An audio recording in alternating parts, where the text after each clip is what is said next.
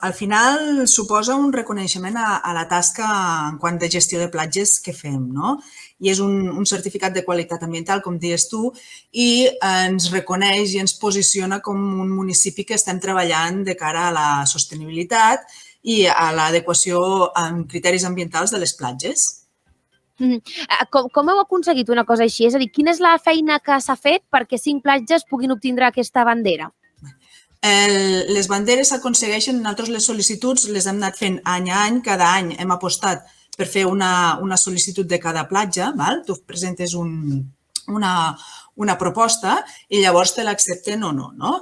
I en aquest sentit ja fa anys que anem obtenint les diferents platges, fins a la quarta, que era l'última que vam demanar, que va ser la de l'Almadrava, i vam dir, ostres, tenim Cala Justell, que Cala Justell sí que no és una platja que la tinguem dotada de tots els serveis que tenen les altres 4, però sí que té unes actuacions ambientals que vam pensar que podria ser apta per a rebre la bandera Ecoplayas.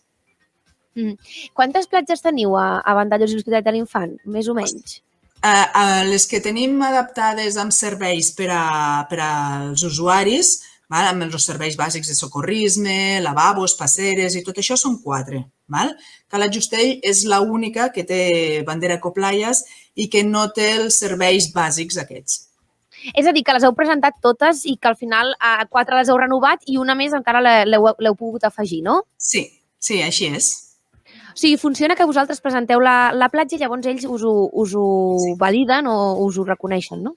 Valoren, tenen un tribunal que valoren les diferents propostes rebudes i llavors ells te demanen uns mínims, uns requisits mínims que tinguis i llavors tu fas la teva proposta, presentes una candidatura i en base a la candidatura, si supera el tribunal, t'atorguen les banderes.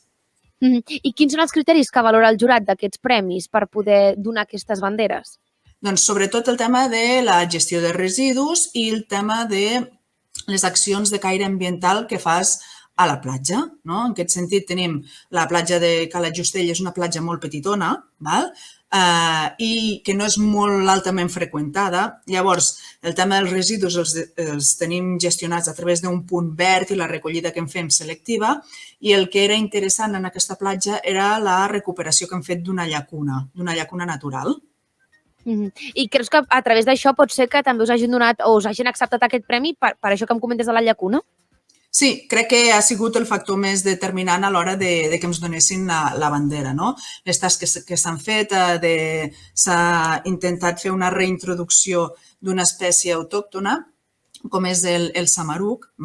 Llavors s'ha aconseguit, o sigui, hi ha hagut reproducció natural dins de la llacuna del samaruc i, clar, això ha sigut... La veritat és que va ser bastant sorprenent perquè el 2018, a través d'una iniciativa d'una entitat que es diu Paisatges Vius, es va demanar de poder recuperar la llacuna natural aquesta.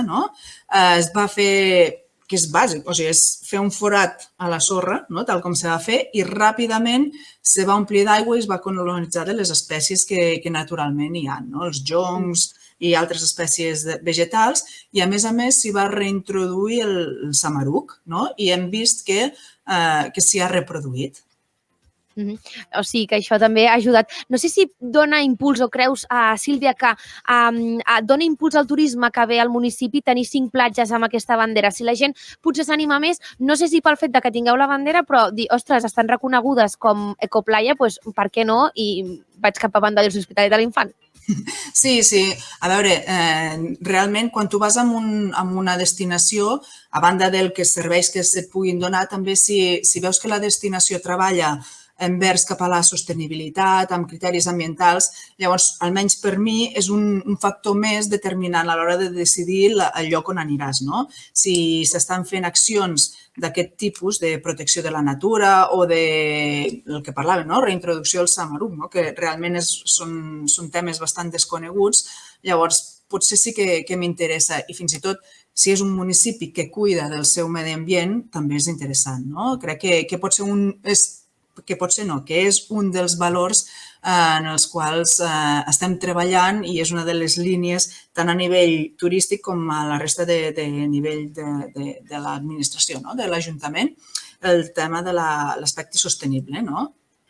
I més ara que farem turisme d'aquest de proximitat perquè la Covid-19 tampoc ens permet anar molt més lluny. Sílvia, preguntar-te una mica, perquè justament fa unes setmanes vaig parlar amb Mont-roig, també Cambrils, però nosaltres no havíem tingut encara l'oportunitat de parlar, preguntar-te una mica com va anar la Setmana Santa en quant a turisme, una Setmana Santa que imagino que va ser diferent al que esteu acostumats des de l'Hospitalet de l'Infant, però una mica millor de la que vam tenir passat, que bàsicament no vam poder sortir de casa.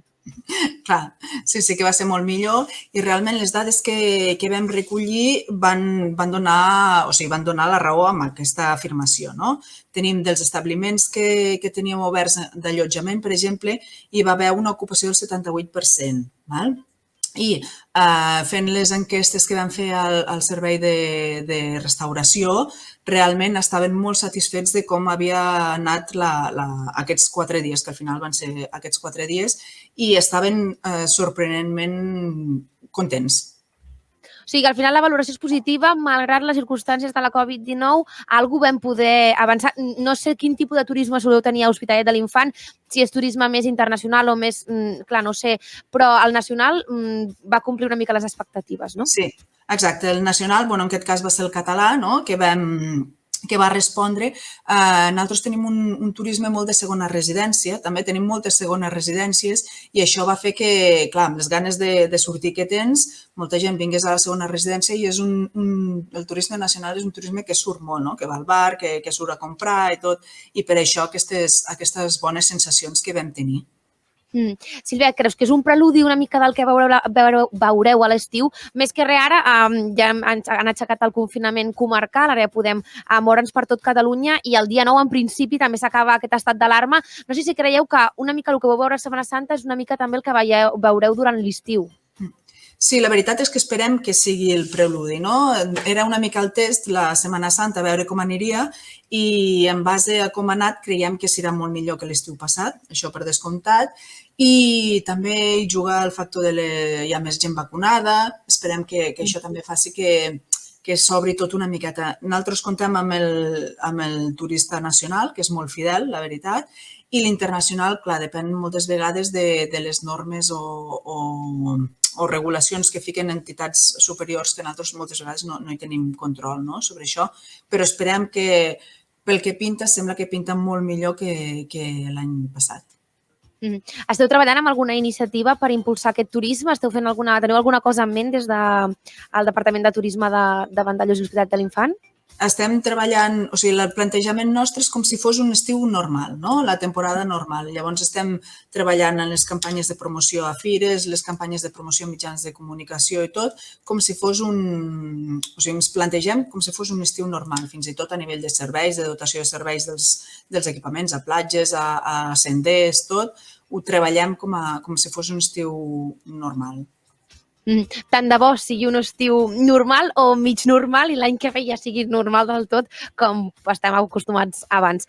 Sílvia Carrillo, tècnica de turisme de l'Ajuntament de Vandellòs i Hospitalet de l'Infant, moltíssimes gràcies, enhorabona per aquestes 5 banderes Ecoplaya 2021 i gràcies per explicar-nos tot el tema del turisme, de com està el vostre municipi. Gràcies a vosaltres. La propera, merci. Adéu.